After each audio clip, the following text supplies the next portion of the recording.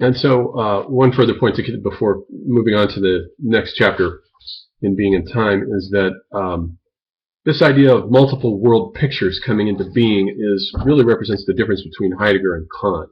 Say, if we look at what Kant was doing and we look at what Heidegger is doing, let's say from 1790 to, with Heidegger, 1927, we have a century of ethnology in between the two of them, in which the discipline of anthropology came into being, and indeed one of Kant's last books is called Anthropology, but he meant it in a different sense.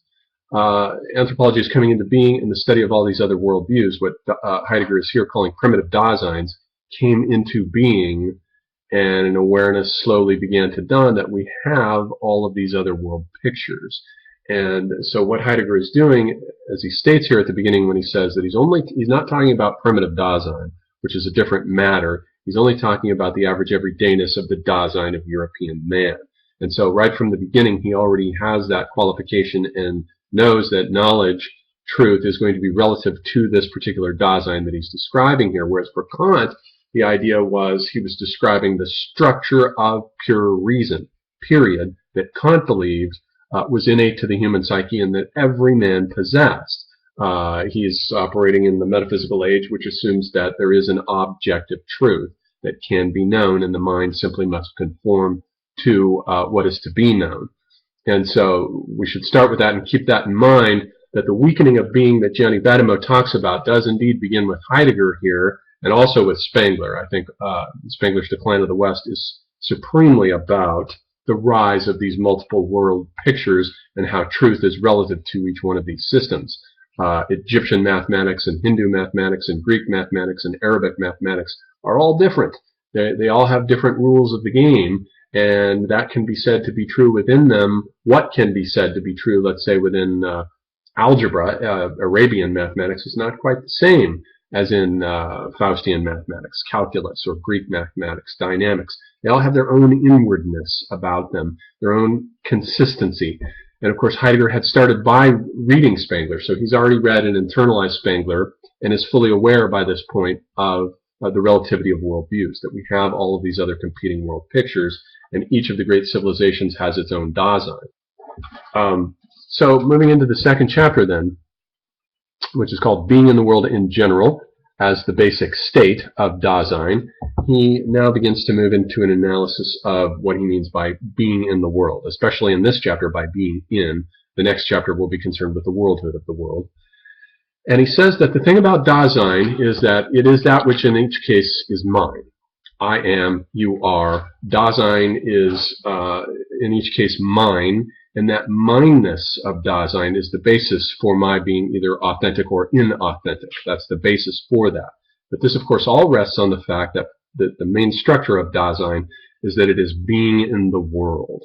And each one of these terms, being in the world, each has its own set of significances that he will spend the next three chapters analyzing. The next chapter will be the worldhood of the world, and so forth. In this chapter, he talks about what he means by being in as a constitutive feature of Dasein and being in. So what he means is that, what he does not mean with being in is that he doesn't mean by being in the same thing when we say that the water is in the glass, or the dress is in the cupboard, the garment is in the cupboard. Those are modes of Vorhandenheit. Those are modes in which one object is inside of another object in the mode of being present at hand. But as we have seen, Dasein is precisely that which is not present at hand. Its primary mode is existens, and it's not in the mode of existentia, but existential. And being in is one of the existential aspects of Dasein. So being in does not refer to spatial objects one inside the other, as the bench is in the classroom is in the university is in a particular town, that town is in a particular nation state, that nation state is in a particular country, that country is on a particular continent, and so forth. Those are all Vorhandenheit modes of one thing being geometrically inside of another. He wants to avoid geometry because the idea of spatial connotations smacks too much of Husserl for him.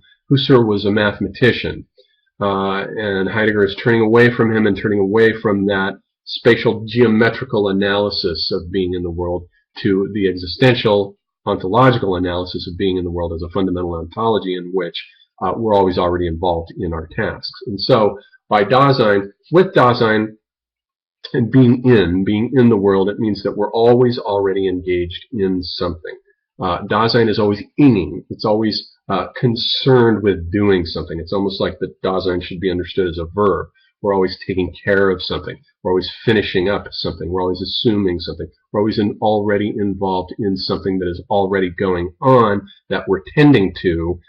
And so by being in, he means that we're being involved in.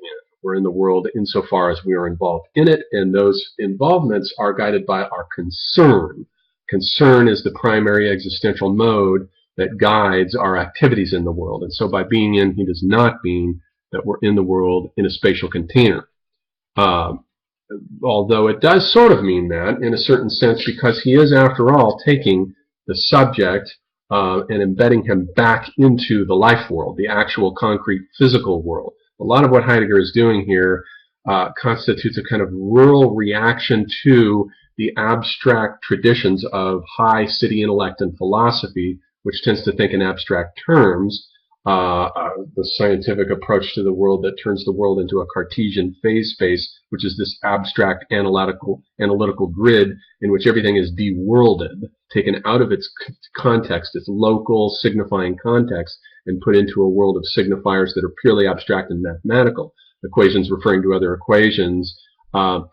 This is a kind of rural, Heidegger, despite his learning and erudition, has a kind of rural mentality and a kind of gut feeling rural reaction against this city world construction that is so abstract that it's removed from reality, but has been the basic constitutive structure, of course, of philosophy of the metaphysical age since Plato, this abstractness. So he is putting the subject back into the world. So in a certain sense, it does mean being in the world does mean being in the world in a kind of a spatial sense, but he's really talking about the consciousness aspect of being in the world, that Dasein is always in the world in terms of its consciousness, of being concerned with the world, of being involved in tasks, of inging, of always constantly working on something guided by the primary concerns of care, Zorga, which is going to be one of the primary existential aspects for him.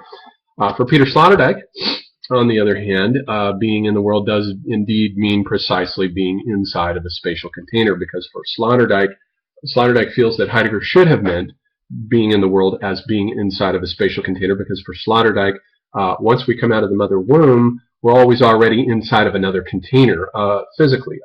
We're always inside of a house, and a house that's always part of a civilization, and a civilization that has metaphysical ideas that create a kind of ontological immune structure that defend the interior of that civilization from threats from the real out beyond it.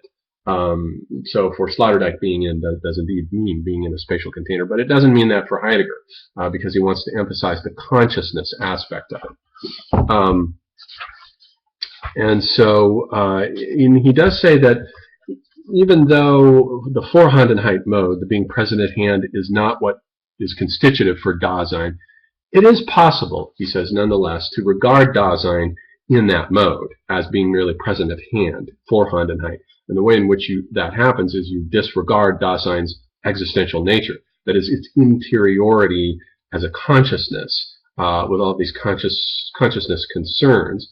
And I think a classic example of this would be something like being in an airport. I think being in an airport, when you're in an airport, you're in an abstract system that has shorn you of all of your interior subjectivity and transformed you into a thing. You're basically a unit moving through a system, and you've been turned from an interior consciousness into precisely an entity that is present on hand. You're in the mode of Vorhandenheit in an airport. Nobody cares who you are. Nobody cares what you are as a subject, what your views are. You're simply moved through the system as an abstract mathematical entity. And so it is possible then to regard Dasein in the mode of Vorhandenheit, as long as you disregard the subjectivity, the existential aspect of it. And he introduces the term facticity here also, Dasein's facticity, and by facticity simply means the cultural understanding that you're raised in. That's the facticity. The fact that you're a man or the fact that you're a woman may be factual, but masculinity and femininity are part of the facticity world, the world of cultural creations that you're raised in. So he introduces that term facticity here. And then he finishes this second chapter by talking about, once again, a founded mode in which being in is exemplified, specifically knowing the world, in which he once again takes issue with the traditional paradigm of that knowledge is about subjects beholding objects, nature, the world, and that there's this basic fundamental traditional gap between the knower and the known, in which the knower's interior consciousness is inside this kind of bubble, this interior sphere that is locked into oneself, and that the internal consciousness has to come out and connect with the object, learn about the object, and then come back and do discourse on it, or store up knowledge about the object, and that this separation between the subject and the object, the knower and the thing that is known, is the traditional paradigm that he's trying to eschew, that he's trying to get rid of here. Because for him, knowing is not a secondary epiphenomenon. Knowing is something that is part of Dasein's being in the world.